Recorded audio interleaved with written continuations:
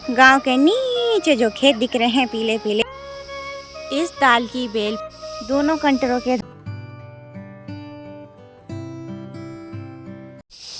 सबसे पहले आप सभी को मेरा प्यार भरा नमस्ते। मेरा नाम है ज्योति नेगी और आप सभी का स्वागत है देवभूमि उत्तराखंड के टिहरी गढ़वाल में मेरे छोटे से गांव चिलौगी तली से।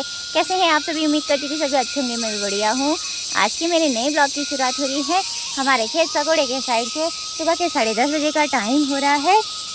इन खेतों में 1-2 हफ्ते पहले मैंने मूली और राई के बीज बोए थे। आजकल ना 1-2 हफ्ते से बारिश भी नहीं हुई है हमारे पहाड़ों में, तो मैंने सोचा क्यों ना सुबह के टाइम पे इन क्यारियों में मैं पाइप से सिंचाई कर दूं। तो अभी मैं और मेरा बेटा अंशु आ रखे हैं खेतों में सिंचाई करने के लिए। ये देखिए, इधर देखो, ये देखो, हाय कर दो, हाय कर दो। हाँ तो अंशु ने तो पहले ही पाइप पकड़ लिया है। पाइप मैंने ऊपर अपने नल से लगा लिया है यहाँ सिंचाई करने के लिए। और इन क्यारियों में ना मूली तो जम गई है, मूली के पौधे थोड़े बड़े बड़े हो गए हैं, लेकिन राई के पौधे अभी थोड़े छोटे हैं। आजकल बारिश ही नहीं हुई, इस वजह से खेतों में नमी भी नहीं है, बिल्कुल सूखा सा पड़ गया है ये वाला खेत हमारा। तो चलिए जी पहले सिंचाई कर लेते हैं। और घर का मैंने सुबह का सारा काम भी निपटा लिया है आज का। सामने क्यारी में देखिए मूली के जो पौधे हैं ये काफ़ी बड़े हो गए हैं और राई तो अभी जमने पे लगी है, छोटी छोटी हो रही है राई पूरे खेत में। तो चलिए जी आज थोड़ा सा टाइम मिला हुआ है, फ्री टाइम, तो मैंने सोचा फ्री टाइम में क्यों ना मैं सिंचाई का काम कर लूँ।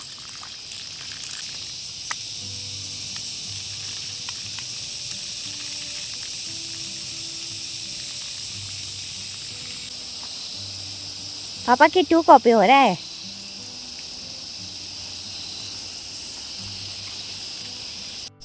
इस वाली क्यारी में सिंचाई का पूरा काम ख़त्म हो गया है। क्यारी को मैंने अच्छे से सींच दिया है और अब मैंने पाइप को इस साइड रख दिया है।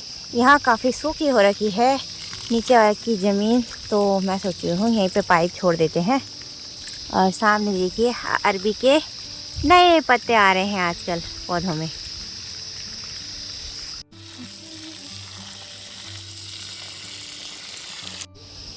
इस दाल की बेल पे झिलंगे की काफ़ी सारी फलियां भी लग गई हैं आजकल।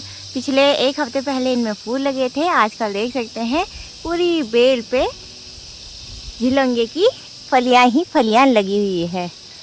तो इनके अंदर ना काली कलर की दाल होती है और इस काली दाल को हमारी पहाड़ी भाषा में झिलंगा बोलते हैं। सोयाबीन के पौधों में सोयाबीन की दाल भी अब कुछ टाइम बाद पक के तैयार होने वाली है। इन फलियों में काफ़ी मोटे मोटे सोयाबीन के दाने आ गए हैं। पिछले दिनों खाली फलियां थी और आजकल देखिए पूरे फलियों में सोयाबीन आ गए हैं। इन सोयाबीन की चौसे की दाल व भटवाणी बनती है, साथ में इन्हें उबाल के भी हम लोग खाते हैं। ससुर जी ने इन टीन के कनस्तरों पे बीज के लिए धान रखे हुए थे, तो इस कनस्तर पे मोटे धान है और सामने वाले पे बारीक धान है। तो इस साल तो हमने धान बोए नहीं, इस वजह से ये ऐसे ही रह गए बीज के धान।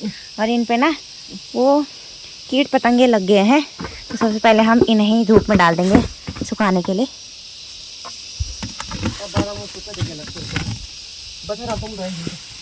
दोनों कंटरों के धान मैंने यहाँ आंगन में सुखाने के लिए डाल दिए हैं। इन धानों पे पता नहीं क्यों कीट पतंगे लग गए हैं बहुत जल्दी। अच्छा हुआ हमने देख लिया आज, नहीं तो हमें पता ही नहीं चलता और ये धान खराब हो जाते। अब इन धान को थोड़ा मैं बारीक बारीक करके सीधा सीधा फैला लूँगी ताकि धान अच्छे से सूख जाए। तो इस लकड़ी के कुठार में पिछले साल के धान पापा जी और मम्मी जी ने स्टोर करके रखे हुए हैं। तो इन कुठार में से मैं अब 1-2 परात धान और निकाल लूँगी बाहर धूप में डालने के लिए।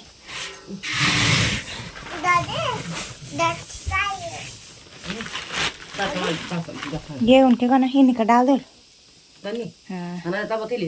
हाँ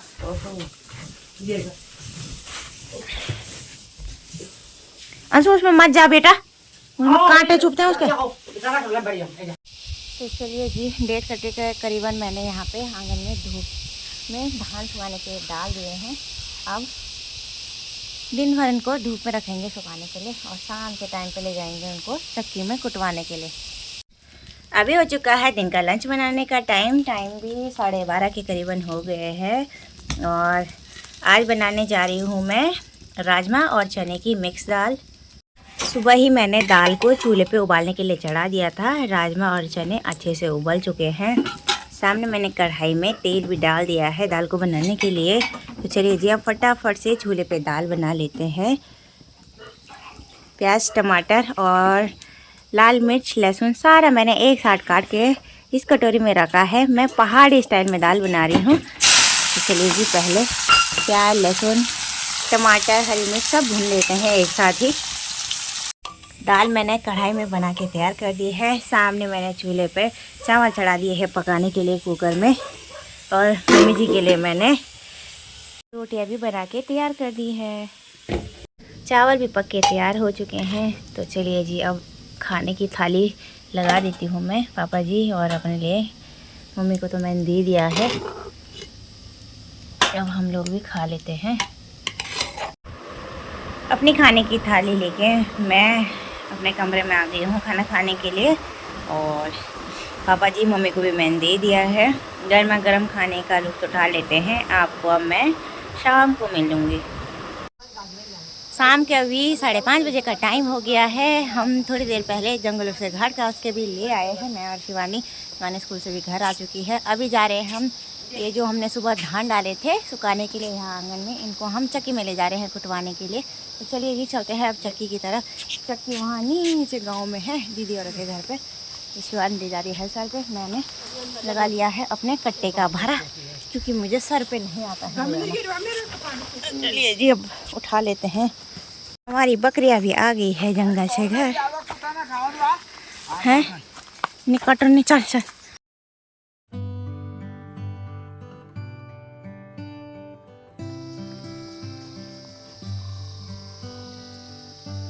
दीदी और के घर में इतने सारे कुत्ते हैं और इन कुत्तों को देखकर भयंकर का डर भी लग रहा है। ए सोम्या कटिंग तुम कुत्ता प्रणाम, ठीक हो? दुर्गा ये अच्छा है भाई। बाप रे कुत्ते इतने सारे बांध रखे हैं। देखो अयांश के दोस्त की पढ़ाई चल रही है। सुभाष आ गए किले कौन सुभाष? अच्छा बादल भैया यहीं पर है। हाँ अभी आ रही हूँ मैं। हाँ ठीक है अंशु, ठीक है अभी आ रही हूँ मम्मा। हाँ तो चक्की वाली दीदी और के घर पे भी हम लोग धान लेके आ गए हैं। सामने हमने धान के कट्टे रख दिए हैं। दीदी और कोई भी नहीं है घर पे। सामने दादी जी हैं घर पे। और अभी तो कुटेंगे नहीं है तो कल कुटेंगे, कल ले जाएंगे हम इनको।